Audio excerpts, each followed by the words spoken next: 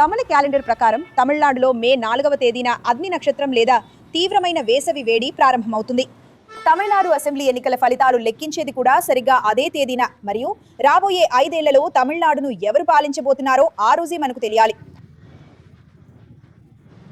కానీ తమిళనాడులో రాజకీయ వేడి అంతకు చాలా ముందే తారాస్థాయికి చేరుకోవచ్చని అంచనా. ఎందుకంటే తమిళనాడులో ఏప్రిల్ 23వ తేదీన ఓటింగ్ జరగనుంది. ఇది పొరుగు రాష్ట్రాలైన కేరళ అలాగే పుదుచ్చేరిలో ఓటింగ్ జరిగిన సుమారు 14 రోజుల తర్వాత. సాధారణంగా భౌగోళిక సామీప్యత మరియు పరిపాలనా కారణాల వల్ల కేరళ, పుదుచ్చేరి మరియు తమిళనాడు ఒకే పద్ధతిలో ఓటు వేస్తాయి. కానీ ఈసారి ఈ దక్షిణ క్లస్టర్ విడిపోయింది. నిజానికి పుదుచ్చేరిలో అలాగే కేరళలో నామినేషన్ల దాఖలు వెంటనే జరుగుతుంది మరియు తమిళనాడులో నామినేషన్ల దాఖలు మార్చి 30వ తేదీన ప్రారంభమవుతుంది. అంటే ప్రధాన రాజకీయ పార్టీలు వారి కూటమి భాగస్వాములకు సీట్ల పంపకాలపై కూడా ఒక అంగీకారానికి రావడానికి కనీసం 2 వారాల సమయం ఉంది. ఏ పార్టీ ఎక్కడి నుంచి పోటీ చేయబోతోంది మరియు అభ్యర్థులు ఎవరు? ఇది చాలా బేరసారాలు మరియు చర్చలు కూడా తీసుకునే విషయం.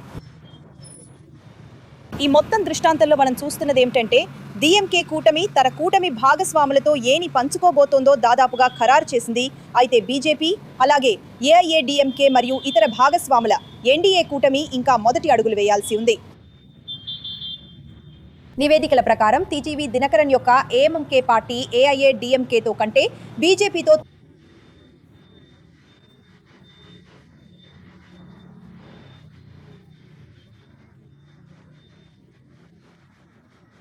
అభ్యర్థులను ఖరారు చేయడానికి ఇంకా సమయం ఉన్నప్పటికీ ఈ సుదీర్ఘ ప్రచార కాలం బహుశా 2 లేదా 3 ఫలితాలను కలిగి ఉంటుందని రాజకీయ విశ్లేషకులు సూచిస్తున్నారు.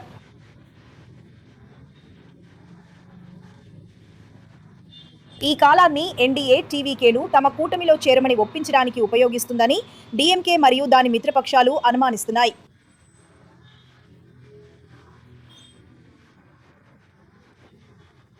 ఇప్పటి వరకు సిబిఐ ముందు 3వసారి హాజరైన తర్వాత విజయ్ సహకరించలేదు.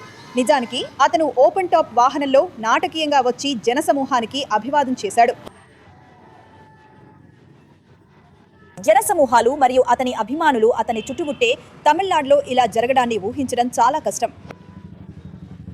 కానీ అవును, అతను లొంగిపోనని మరియు అతనికి భయం కూడా లేదని సూచించడానికి బహుశా అతను అలాంటి సంజ్ఞ చేశాడు. కాబట్టి రాబోయే 38 రోజుల్లో చాలా వేడి మరియు దుమారం రేగుతుందని ఆశించండి. మరియు మేము వాటన్నిటి మధ్యలో ఉండి మీకు అన్ని యాక్షన్తో పాటు విశ్లేషణను కూడా అందిస్తాము.